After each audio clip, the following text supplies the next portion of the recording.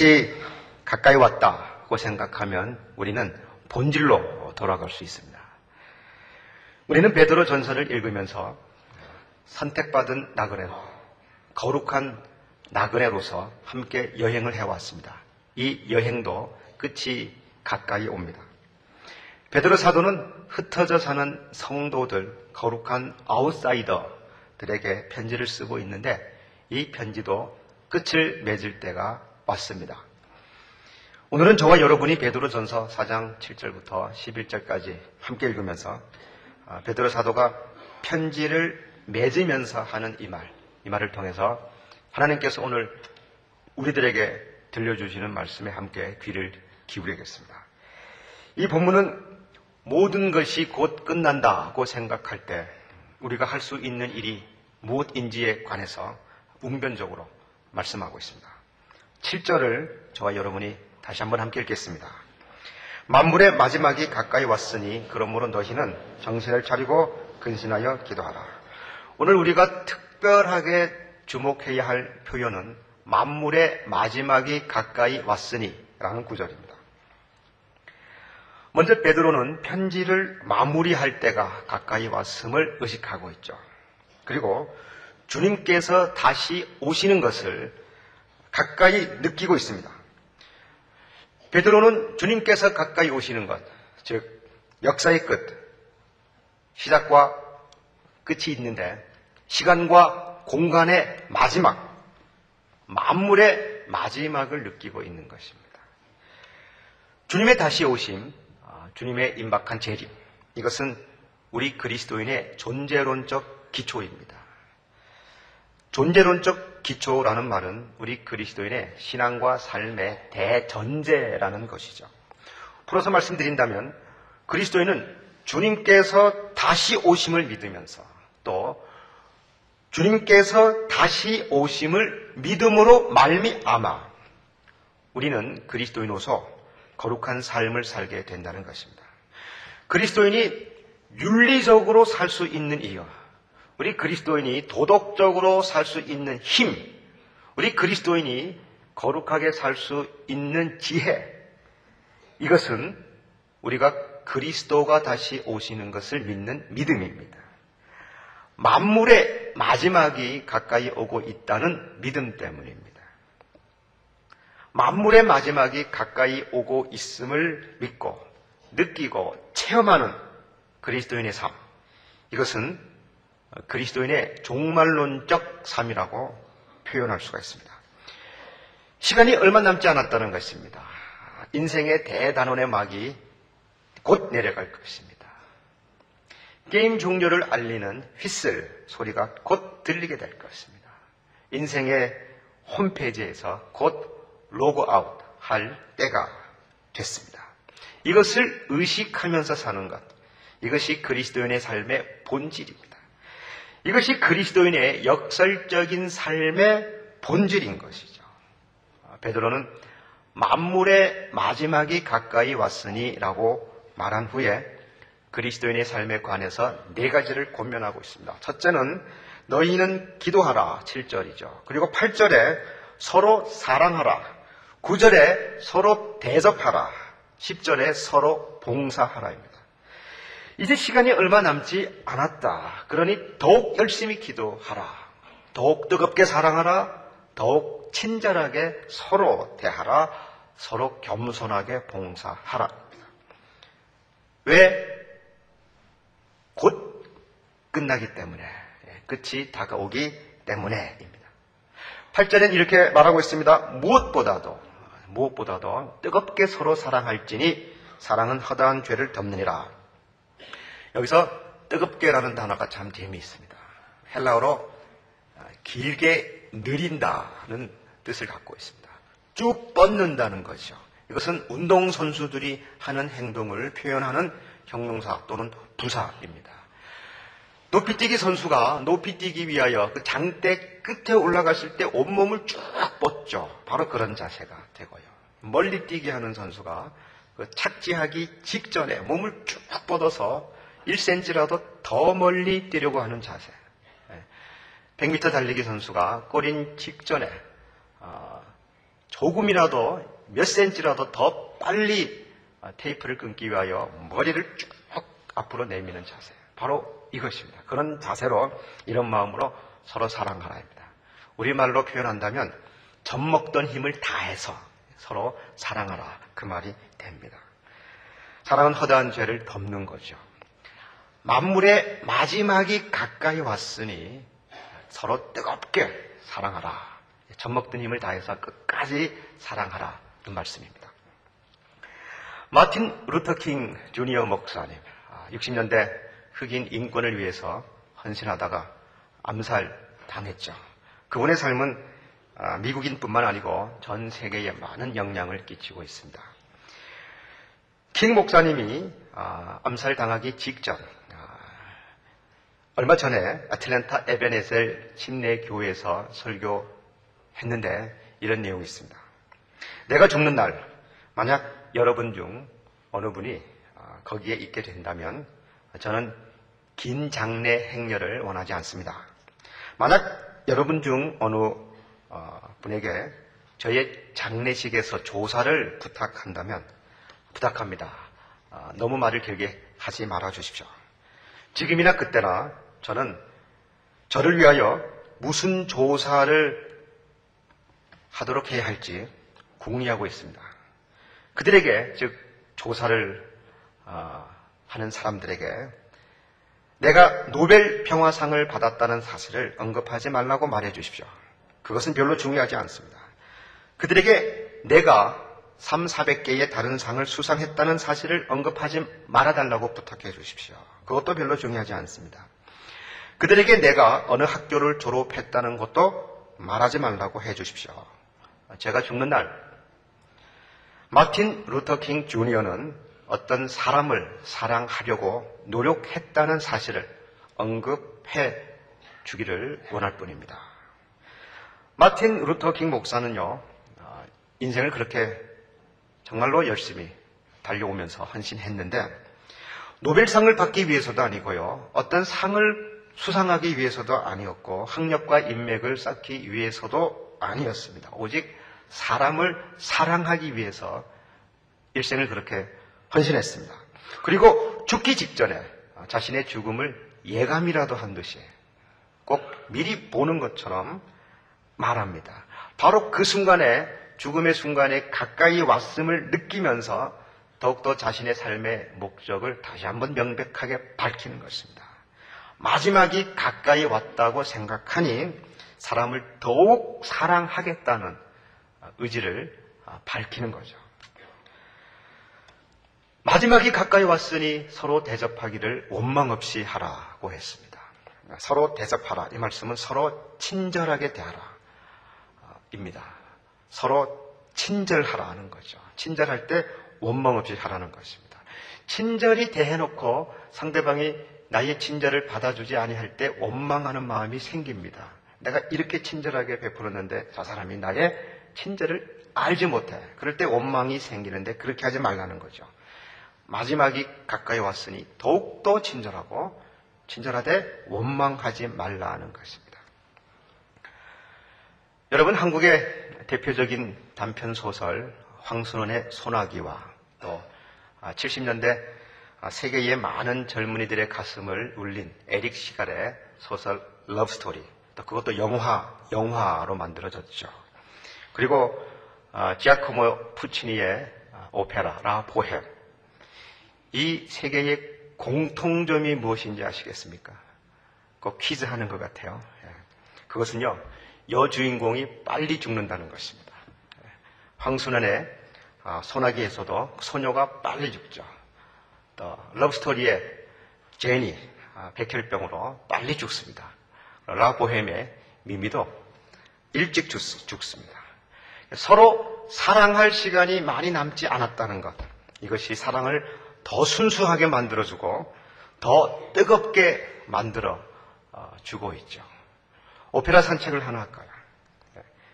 라보헤임의 미미. 이 미미는 비단과 공단에 꽃 모양의 술을 놓으며 사는 외로운 여자이죠. 미미는 처음부터 잃어버린 열쇠처럼 또 꺼져가는 촛불과 함께 연약한 모습으로 등장합니다. 그 로돌프와 미미가 만나는 장면, 또 그때 하는 주고받는 아리아는 참 아름답지 않습니까? 그 로돌프가 미미의 손을 붙잡고 이렇게 차고, 작은 손, 내가 따뜻하게 해 주겠다고 말하고요. 또 미미는 그들이 나를 미미라고 불러요 하면서 자기의 외로운 인생을 말하죠. 그때 봄이 온다면 또 봄을 기다리고 4월의 햇살, 그 햇살에 내가 처음으로 입 맞추고 싶다. 그런 내용도 있고 말이죠. 그런데요, 4장에 가면 4장에서 미미가 죽는데요. 미미는 거의 대부분 침대에 누운 채 노래를 합니다. 아마 그 미미를 맡은 소프라노 가수는 참 힘들 것 같아요. 침대에 누운 채 노래를 계속 해야 되니까요. 모든 것의 마지막이 다가옵니다. 네, 미미는 숨이 끊어질 듯 합니다. 그때 방 안에서는요, 새로운 일들이 일어납니다. 먼저 무세타라는 여인이, 물론 그는 가난했습니다. 자기가 가지고 있는 유일한 폐물, 귀걸이를 팔아서 미미가 갖고 싶어 했던 모피로 된 토시를 사옵니다. 그리고 철학자 콜라인은 자기가 가장 아끼는 외투, 하나밖에 없는 외투, 그 외투에 온갖 추억과 이야기가 담겨져 있는데 그것을 팔아서 미미를 치료하는데 그 치료비를 데려갑니다. 죽음 앞에서 그들은 모두 자기를 초월하는 사랑을 보여주고 있는 것이죠. 그리고 로돌프와 미미가 둘이 남아서 대화를 할 때에 미미가 이렇게 묻습니다. 내가 아직 아름답습니까? 그랬더니 로돌프가 그대는 새벽처럼 아름답습니다. 그랬더니 미미가 이미지가 잘못됐습니다. 석양처럼 아름답다고 말해 주십시오. 즉 꺼져가는 자기를 알면서 보면서 그 시간이 얼마 남지 않았는데 석양처럼 뜨거운 사랑을 해달라는 부탁이죠. 이렇게 시간이 얼마 남지 않았다고 생각했을 때 우리는 이제까지 할 수 없었던 일들을 할 수 있습니다. 친절할 수 있고요. 봉사할 수 있고요. 더욱 뜨겁게 사랑할 수 있습니다. 이것은 우리가 시간이 얼마 남지 않았다고 생각할 때 할 수 있습니다. 여러분은 만약 내 자신이 살 날이 얼마 남지 않았다고 생각할 때 무엇을 하시겠습니까? 여러분은 여러분의 남편 또는 아내, 여러분의 또 자녀, 사랑하는 아들, 딸 또는 친구들과 이웃들에게 남아있는 시간이 얼마 되지 않았다고 생각해 보셨습니까? 또 그렇게 생각할 때 그들에게 무엇을 할 수 있겠습니까? 만물의 마지막이 점점 가까이 온다고 생각하십니까? 그렇다면 오늘처럼 더 근신하여 기도할 수 있겠죠. 만물의 마지막이 가까이 온다고 생각할 때 우리는 더욱 뜨겁게 사랑할 수 있고요. 모든 잘못을 덮고 용서할 수 있지 않겠습니까? 또 만물의 마지막이 가까이 온다고 생각할 때 우리는 가족들과 또는 이웃들에게 더욱 친절하게 원망 없이 대할 수 있죠. 그리고 더욱 봉사하면서 섬길 수 있게 됩니다. 이것이 우리 그리스도인의 종말론적인 삶입니다. 그런데 이 종말론적인 삶은 말세론적인 삶과 다릅니다. 말세론적인 삶이란 세상의 끝이 다가왔다고 느끼면서 무질서하고요. 기도하지 않고 사랑하지 않고 포기하고 친절하지 않고 봉사하지 않는 것입니다. 한편 종말론적인 삶이란 세상의 끝이 온다고 생각하면서 더욱 근신하고 정신 차려서 기도하고요. 더욱 뜨겁게 서로 사랑하고 끝까지 용서하고 더욱 친절히 대하고 더욱 서로 뜨겁게 봉사하는 것을 말합니다. 모든 것에는 끝이 있습니다. 만나면 헤어질 때가 있고요. 직장도 퇴직할 때가 있고 은퇴해야 할 때가 있습니다. 우리도 곧 죽습니다. 그리고 헤어집니다. 떠납니다. 끝이 옵니다. 그런데 끝이 온다고 포기하거나 끝이 온다고 방탕하거나 끝이 온다고 무질서하거나 끝이 온다고 해이해진다면 그것이 바로 말세적이라는 것입니다. 하지만 끝이 가까이 오는 것을 알면 알수록 더욱 기도하고 더욱 뜨겁게 사랑하고 더욱 친절하게, 더욱 봉사하는 것. 이것이 그리스도인의 종말론적인 삶입니다. 그러면 종말론과 말세론은 이래서 다릅니다. 말은 비슷한 것 같지만 본질적으로 다릅니다. 여러분, 만약에 우리가 해변가에 산다고 가정하고요. 쓰나미가 밀려오는 것을 보았을 때 우리가 어떻게 할 수 있겠습니까? 무엇을 하겠습니까? 여러분, 영화 타이타닉을 보셨죠? 타이타닉 호가 이 빙산과 충돌해서 바다에 빠져가고 있을 때 여러분이 그 안에 있다면 무엇을 하시겠습니까? 그때 책상을 정리하시겠습니까? 아니면 어지러운 바닥을 청소하시겠습니까? 바로 그 순간이요. 즉 시간이 얼마 남지 않았을 때 내가 할 수 있는 일, 바로 그것이 나의 성품입니다. 그것이 나의 인격입니다. 그때 할 수 있는 일이 나의 영성입니다. 그때 할 수 있는 일이 나의 생활입니다. 시간에 얼마 남지 않았다고 생각하면 우리는 단순해지죠. 그리고 베이직으로 돌아갈 수 있습니다. 이것이 선택받은 나그네로 살아가는 우리 그리스도인이 살아가는 방법입니다. 만물의 마지막이 가까이 오고 있음을 느끼면서 가장 단순한 것, 가장 본질적인 것, 가장 베이직한 것으로 돌아가는 것입니다. 그것이요, 기도하는 거고, 사랑하는 거고, 친절히 대하는 것이고, 봉사하는 것입니다. 저는 성도들이 돌아가시려고 할 때에, 즉 임종을 지켜볼 때 말입니다. 돌아가시는 분의 가족들이 함께 있다면 꼭 이런 말을 합니다.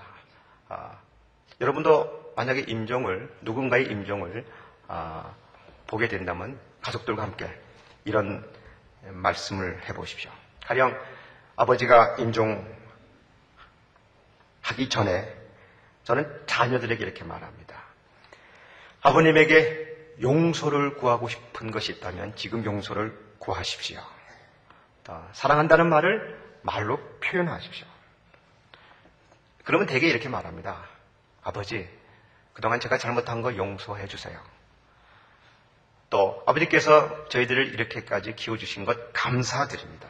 아버지 사랑합니다. 그런데요, 평상시 할 수 있는 말보다요, 임종 전에 이런 말을 할 때 얼마나 뜨거운 사랑을 느끼는지 모릅니다.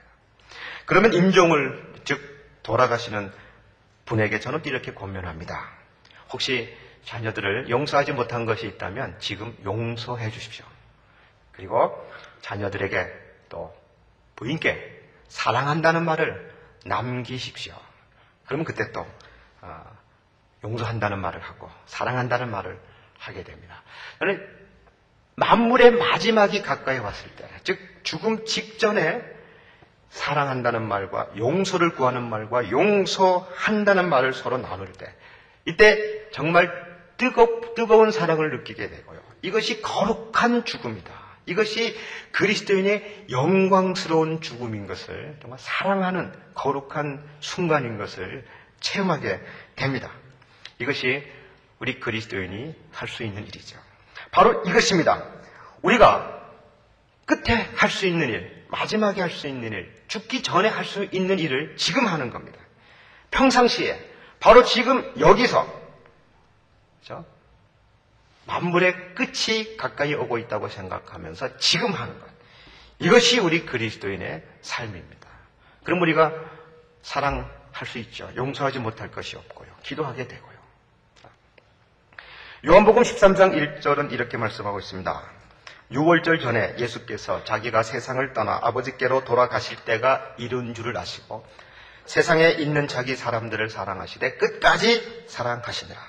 예수님께서 6월절 전에 이제 남아있는 일주일 동안, 즉 돌아가실 때가 임박했다는 것을 아시고 세상에 있는 자기 사람들을 사랑하시되 끝까지 사랑하시니라. 이 끝까지도 우리 베드로전서 4장에 있는 말씀입니다. 뜨겁게 사랑한다는 말과 같은 표현입니다. 돌아가실 때가 되니까 남아있는 자기 사람들을 더욱 뜨겁게 사랑하게 되죠. 사랑하는 것은 모든 것을 용서한다는 것입니다. 최근에, 즉 작년 12월이죠. 프랑스 황제 나폴레옹 보나파르트의 유서의 초고가 발견되었고요. 그것이 파리의 경매장에서 미화 14만 9,505달러에 팔렸습니다. 유서 초고, 그것은 나폴레옹이 사망 한 달 전에 센트 헬레나 섬에 유배당한 채 침대에 누워 지내야만 했던 때에 누군가에 의해서 받아 쓰게 된 유서 초고였습니다. 초고에서 나폴레옹은 자기가 자기의 원수 영국인을 용서한다는 구절이 포함되어 있습니다. 그런데 이 문장들은 나중에 줄이 그어진 채요, 즉 유서의 마지막 원고에는 나타나지 않았습니다. 이 줄이 그어진 채 지워진 구절 중에 이런 표현도 있었습니다. 그리스도인으로서 나는 그들을 용서한다. 나폴레옹은 죽음을 준비하면서 또 죽음을 예견하면서 내가 그리스도인으로서 나는 그들을, 즉 원수들을 용서한다고 말하려고 했습니다. 말하려고 했지만 그러나 황제 나폴레옹은 그 단순한 마음, 그 베이직한 결단을 끝내는 지워버리고 말았습니다. 정말로 위대해질 뻔했는데 나폴레옹은 보통 사람이 돼버리고 말았습니다. 정말로 위대한 사람은 죽음 직전에 용서할 수 있는 사람입니다. 그러나 더 위대한 사람들 가운데 진정 위대한 사람은 오늘 하루하루를 용서하며 사는 사람들입니다. 마치 만물의 마지막이 가까이 왔다고 생각하면서 더욱 기도하고 더욱 뜨겁게 사랑하고 더욱 용서하고 친절히 대하고 더욱 섬기며 사는 사람, 이들이 진정으로 위대한 사람들입니다. 황제보다 더 위대한 사람들입니다. 이런 말이 있습니다. 우리가 사람을 죽일 때 우리는 가장 짐승과 닮았다. 우리가 심판할 때 우리는 가장 사람과 같다. 우리가 용서할 때 우리는 가장 하나님과 닮는다. 그 말입니다. 마하트마 간디가 이렇게 말했죠. 나는 당신들의 그리스도는 좋아하지만 당신들의 그리스도인들은 좋아하지 않는다. 왜냐하면 당신들의 그리스도인들은 그리스도를 닮지 않았기 때문이다. 그 말입니다. 간디의 이 말은 아직까지 우리들의 마음에 긴 여운으로 남아 있습니다. 우리가 하나님을 닮는 것, 그리스도를 닮는 것, 이것은 사랑하고 용서하는 것입니다. 그때 우리는 그리스도를 닮는 것이죠. 마태복음 16장 21절을 보면 이 말씀이 있습니다. 이때로부터 예수께서 자기가 예루살렘에 올라가 장로들과 대제사장들과 서기관들에게 많은 고난을 받고 죽임을 당하고 제3일에 살아나야 할 것을 제자들에게 비로소 가르치시니라. 비로소 나타내시니라. 이때부터, 즉 예수님께서 돌아가실 때가 가까이 온 것을 알면서 이제 제자도에 관한 가장 본질적인 것을 가르치기 시작하십니다. 즉 예수님께서 이제 예루살렘에 올라가 고난을 받고 십자가에서 돌아가시고 3일 만에 다시 살아나실 것을 비로소 가르치시기 시작했습니다. 그리고 누구든지 나를 따라오려거든 자기를 부인하고 자기 십자가를 지고 나를 따를 것이니라고 말씀하셨습니다. 예수 그리스도는 십자가를 지심으로 죽음을 이기셨습니다. 마찬가지로 우리 그리스도인들도 마지막을 현재로 받아들이면서 마지막을 이길 수 있습니다. 마지막과 끝과 종말을 거부하면 할수록 우리는 패배하게 됩니다. 이집트의 파라오들은 태어나면서부터 피라미드를 건축한다고 하죠. 그것은 죽지 않기 위한 몸부림입니다. 죽은 다음에도 계속 살아남기 위한 처절한 몸부림이죠. 그리고 지하 세계에서도 왕으로 권력을 계속 유지하기 위한 처절한 노력이었습니다. 그러나 다 죽었죠. 오히려 지금 남아있는 모습이 얼마나 추한지 모릅니다. 진시 황제도 그랬고요. 이것은 마지막을 거부하는 사람들의 수치스러운 종말입니다. 그러나 그리스도는 마지막이 가까이 오는 것을 더욱 환영하면서 느끼면서 진리의 본질을 선포하셨습니다. 이것이 우리 그리스도인의 종말론적인 삶이 됩니다. 우리는 마지막을 거부하지 않습니다. 죽음을 거부하지도 않습니다. 오히려 만물의 마지막이 나에게 더욱 가까이 왔다는 것을 느끼면서 더욱 사랑하고 더욱 용서하고 더욱 친절히 대하고 더욱 봉사하면서 삽니다. 이것이 우리가 마지막을 극복하는 길입니다. 그리고 11절에 이는 범사에 예수 그리스도로 말미암아 하나님이 영광을 받으시게 하려 함이니 그에게 영광과 권능이 세세에 무궁하도록 있느니라. 아멘. 사실 베드로 전서는 여기에서 일단락이 맺어 있습니다. 우리가 이렇게 하는 것은 예수 그리스도로 말미암아 하나님이 영광을 받으시도록 그리고 하나님께 영광과 권능이 세세에 있게 하도록 하는 것입니다. 만물의 마지막이 가까이 왔다는 것을 항상 느끼면서 더욱 사랑하는 저와 여러분이 되기를 진심으로 바랍니다.